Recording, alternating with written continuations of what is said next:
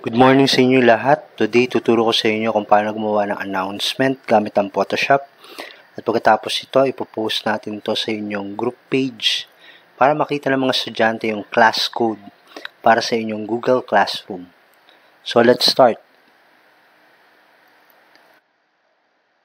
Buksan natin yung Photoshop.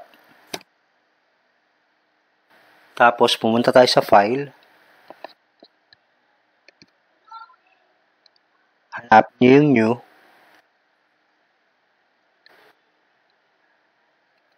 Yung width, gawin natin 1280 para naka-landscape siya.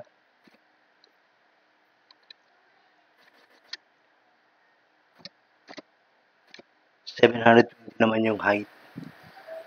Since ipopost to sa website, it should be in pixels and RGB color. Let's give it a name. Gawin natin FYI na lang. FYI yung file name. Click OK. Okay guys, so start tayo with the text tool.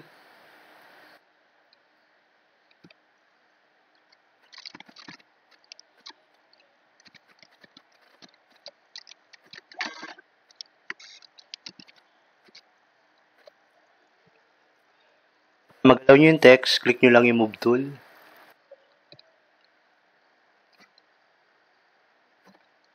So kung gusto nyo i-center yung text sa keyboard ulit, press nyo CTRL A.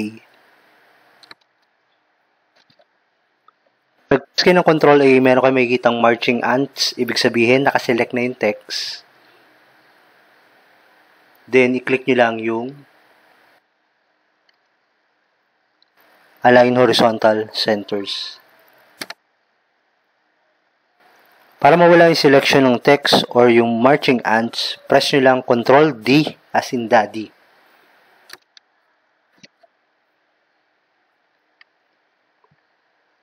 Sa right side, makikita nyo yung layers. Meron siyang lalabas dito na Google Classroom. Okay. So, angat natin siya ng konti gamit ang arrow up.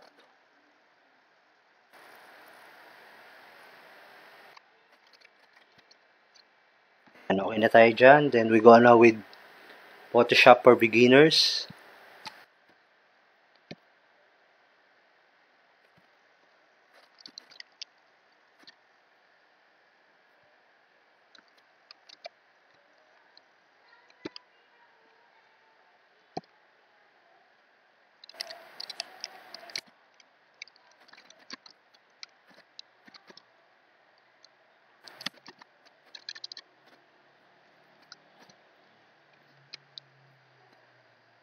Ulit.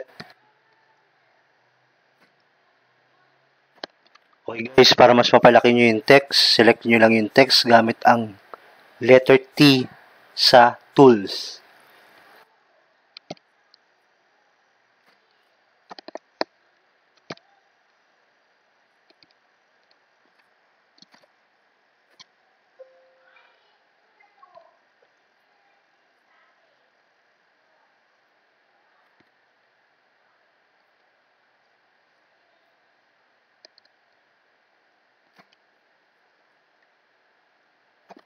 So, mananotice nyo yung text medyo nakaspread out. Pwede natin silang pagdikit-dikitin. So, i-click lang natin tong tools na to.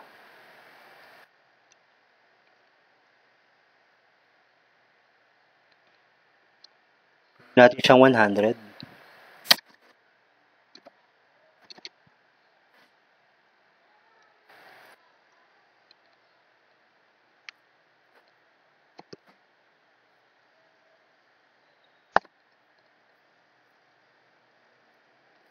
Another technique guys, para ma-duplicate natin yung text na Photoshop, pupunta lang tayo sa layers na Photoshop.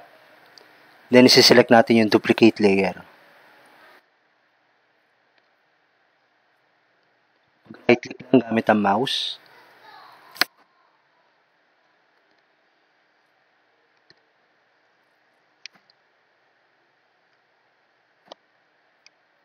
Then, i-edit natin yung text.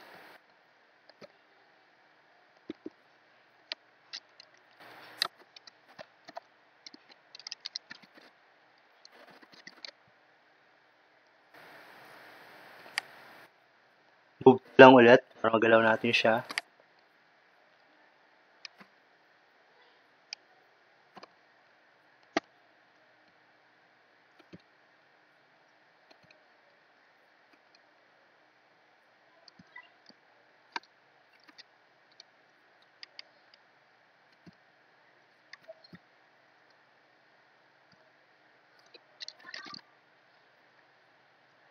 Sulitan lang natin yung text, guys.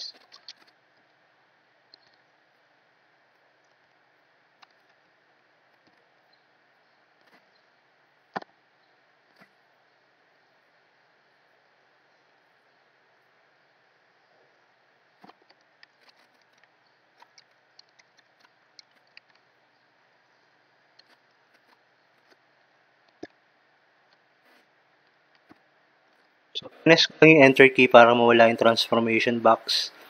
Again, kailangan natin silang i-center. CTRL A. Para ma-select natin yung mga layers, press lang natin yung Shift key sa keyboard.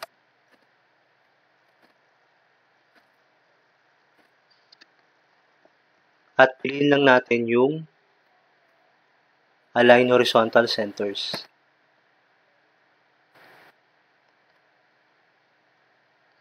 Select natin yung 4.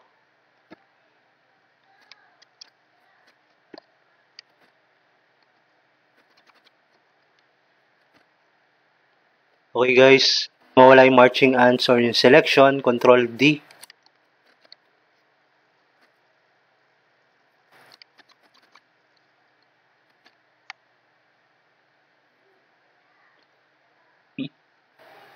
Okay, lagyan naman natin ngayon ng date and time kung kailan pupunta yung mga estudyante or a-attend ng class natin. So, lang yung Google Classroom.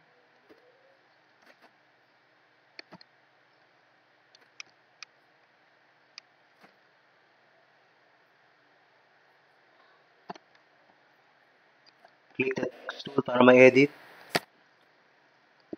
Double click.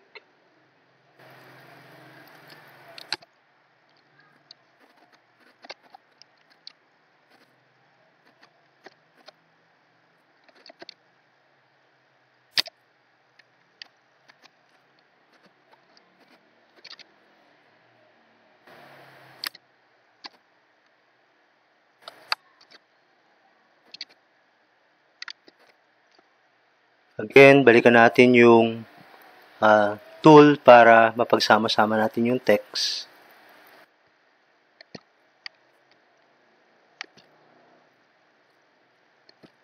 Gawin natin siyang 100.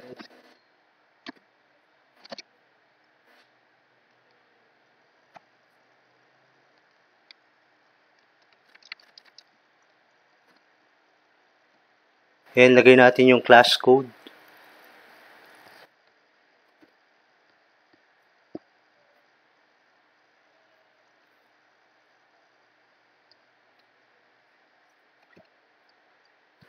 Clear lang tayo guys.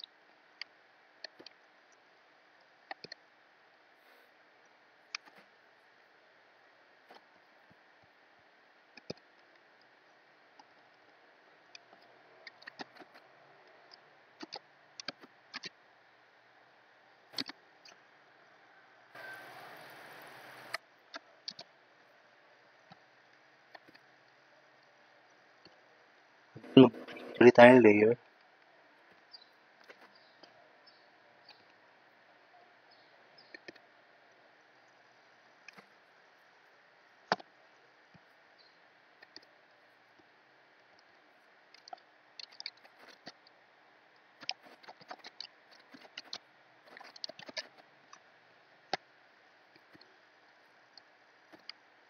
In-adjust lang natin yung mga text para sa kanilang proper spacing.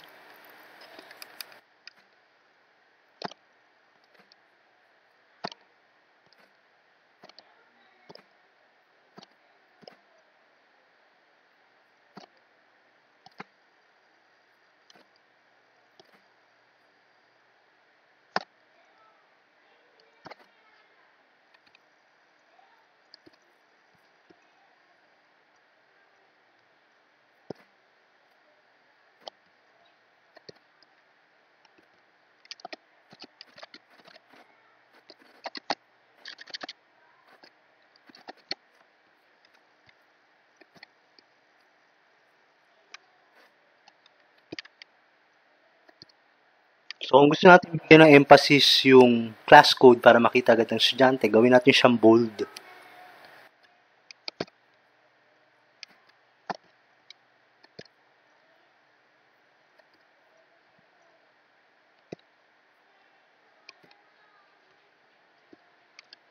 And finally guys, i-align natin sila ng center. Gamit uli ang keyboard, press natin yung shift key, tapos mag-click tayo sa layers.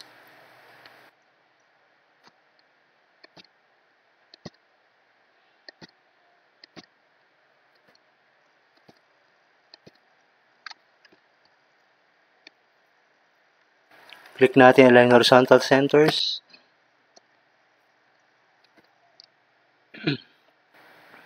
So, yun na. Ngayon, ang gagawin na natin is maglalagay tayo ng background color. Para makapaglagay kayo ng background color, mag-a-add lang tayo ng new layer.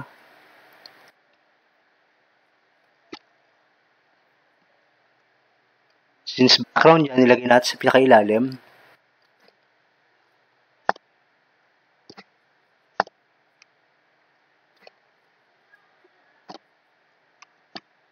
Habang nakaselect to, pili tayo ng kulay.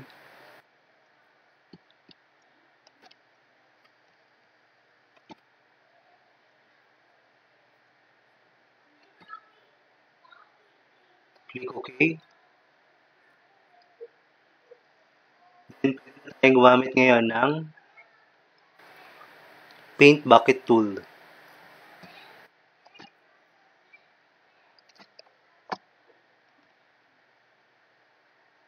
Nitapo natin ang kulay sa background. Okay? Ngayon guys, lalagyan natin ng contrast yung design natin para mas catchy siya sa mga titingin.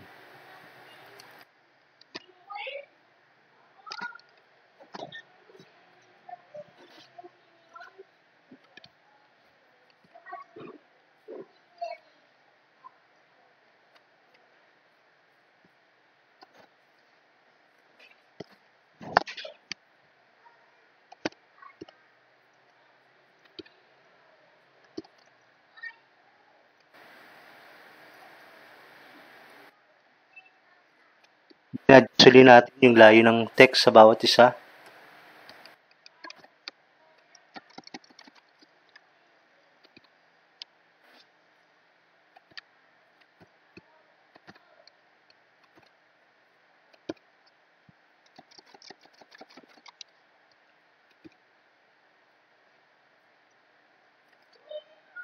Okay, so gawa na yung ating simpleng FYI announcement para sa mga estudyante natin. Ngayon, tandaan nyo guys, para manatili yung mga layers sa kanan, mga to, kailangan mag-save tayo ng .psd file. Okay? So, pumunta lang sa file.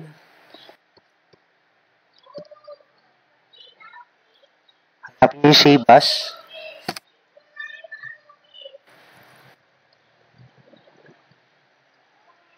So, yung format .psd para manatili yung mga layers just in case mayroon tayong i-edit sa future or after a few days, gusto natin baguhin yung design or yung text or yung message, dapat naka .psd siya. So, file name is FYI. Click natin yung save button.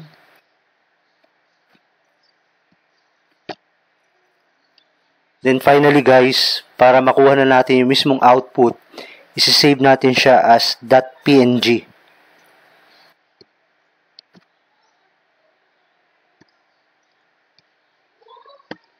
Under ng format, piliin natin yung .png. Ito yung ipopost natin sa ating FB page. Sabihin ng .png is Portable Network Group. From here, nakakompress na siya or naka-flatten na yung mga layers natin. Then, click natin yung save button. Click OK. And we're done. So, pakita ko ngayon sa inyo guys kung paano siya bubuksan sa website. So, ito ngayon yung pinaka-output natin. Ito yung naka.psd. Ito yung naka.png. Okay? So, right-click lang tayo dito.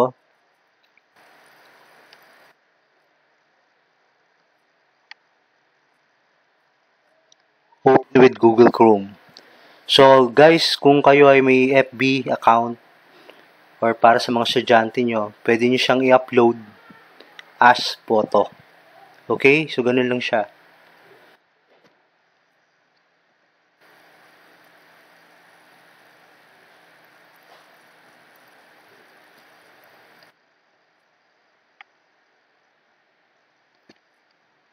So, ito na yung simple announcement natin para sa ating mga estudyante.